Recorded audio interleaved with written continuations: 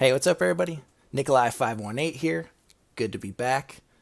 I'm back smarter, stronger, more handsome.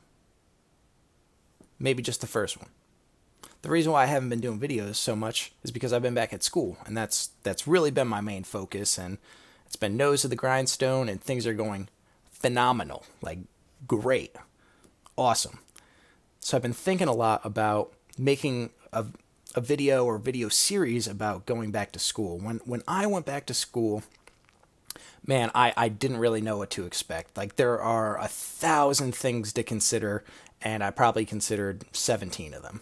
So I'm here to kind of break it all down for you guys. If you're interested in going back to school, this guide is going to really kind of open up this can of worms, and you're going to be able to make the decision for yourself. Is this worth it? Is this something I can do? Is this doable? Use me as the guinea pig. I am literally in it right now. I'm halfway done with it, and there's just so much I want to share to make your experience so much better than mine. I got you guys. Here's how I want to do it. Right now, I got it broken down into like 6 different parts. May change. If you want to go to a specific part, just check the playlist. You can jump to that. No hard feelings. I get it. First, my prior education. I think it's important to understand who I am, how smart I was, and the trials and challenges that I went through. It's not always rainbows and butterflies, and I think it's important to let you guys know where I did start and how hard I did work. 2, preparing to go back to school. There are so many things to do prior. Just naming 2. Get your transcript, and you're going to have to go to the doctors. You have to get vaccinations. You have to submit immunization forms, right? If you want to go to campus, you got to be vaccinated. It is what it is. 3, commuting versus living on campus versus online classes. Totally different worlds. Like, you could consider them separate planets. You need to figure out which one's right for you, and I'm happy to break that down. 4, how are you going to pay for this? Is it going to be out of pocket? Is it going to be financial aid? Do you got a rich uncle? Like, these are all things you're going to have to think about. They're going to want that money. Trust me. Like, you better know how you're going to get it to them. 5, lifestyle changes, expectations, what your mindset needs to be, and ultimately growing up. It was going to happen sooner or later, right? So I'm happy to explain how to make that process a little bit easier. And lastly is life at school. That's kind of its own little storm. So let's use this introduction video to kind of break down why I went back to school and my prior education. So my prior education, all in all, average student. Some A's, 1 or 2. Mostly B's and some C's. Average student. Not ashamed to admit that. It is what it is. When I got out of high school, I went to community college. Fantastic decision. Out of 1,000 kids that I knew who went away to college, 500 of them really screwed it up. Spent a ton of money to go out to party and totally screwed it up. Going to community college was a fantastic experience. Saved a ton of money. Ultimately still ended up with a degree. I went to a community college for a 2-year degree, and I went to that community college for like 5 years to get it. Not ashamed to say it. Some people, it takes a little bit longer than others, but hey, I got a Associate of Science in Business Administration, so I got something, right? I struggled a lot in math at community college. I took pre-calc 3 times. Not ashamed to say it. I'm just laying it all out there. I need to be honest with you guys because school is extremely hard. Some people are gifted academically, and some people are gifted in other places. Some people are funny, some people are beautiful, some people are smart. You get what I'm going for here. School was very tough. Like I said, not only did I change my major a few times, like when I first started, I went for liberal arts. Didn't really have an idea of what I wanted to go for. So I just kind of took the general things, right, that are kind of across the board for all degrees. So when I did decide, I had a good start. I watched a lot of The First 48. I really wanted to be a detective. I thought that show was so cool. After a little bit more research, I realized that in order to be a detective, you had to be a police officer. And there wasn't a guarantee that as a police officer, you could become a detective. What I was told was this: go for criminal justice, apply to be a police officer, you take the physical part of the exam. If you pass that, cool. You take the mental part of the exam, cool. You're a police officer. You're going to be a police officer for a little while. You should do all the overtime you possibly can. You should be a good police officer, have integrity, work your butt off, and there is a chance you could become a detective. To me, that was kind of like, I don't gamble at all. It's just not me. So to tell me, like, hey, you're going to go through all this and there's a chance you could get what you want, but not 100%, I really didn't like those odds. So I changed my major a couple more times, eventually landed on business.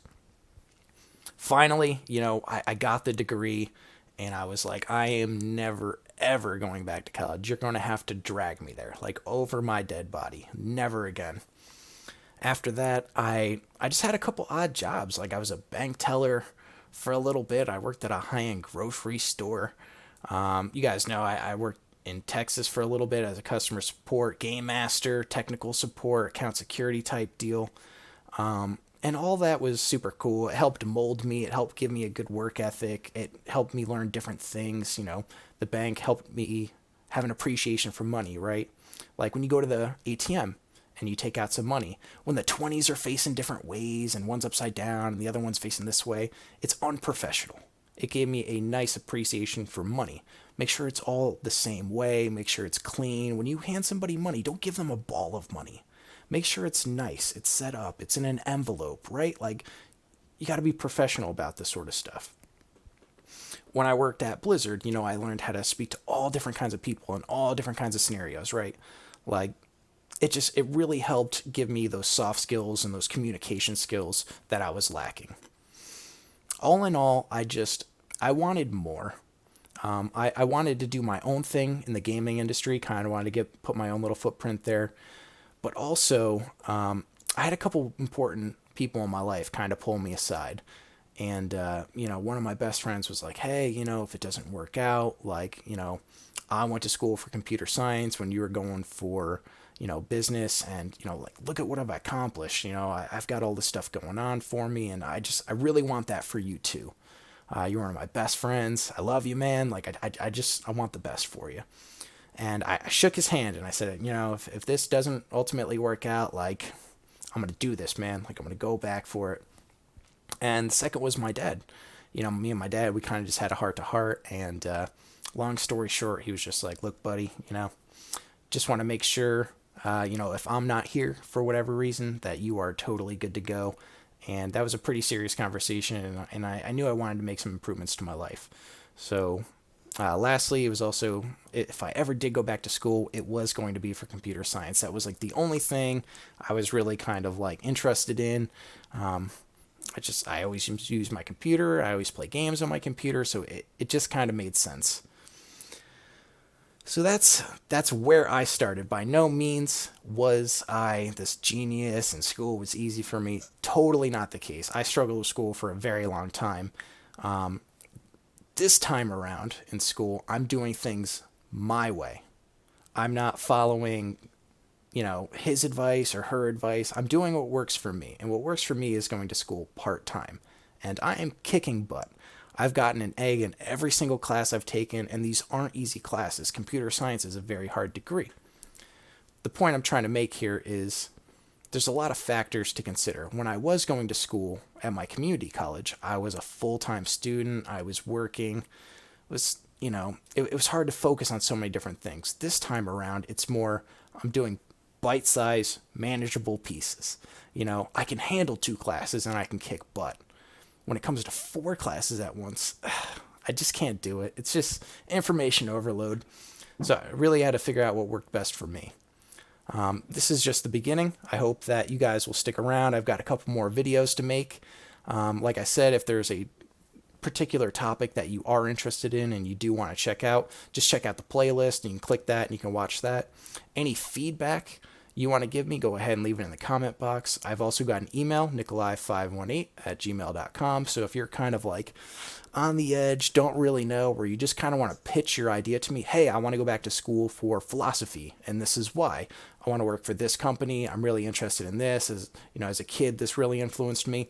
Pitch your idea to me, and I'll let you know, hey man, you got a lot of improvement to do. Just going for accounting just to go for accounting, not a good answer. But if you want to go for this because of this huge significant reason, and you've got this plan and the company, and you've got a game plan, I will be honest with you, and I will let you know if that's a solid game plan or not, in my opinion.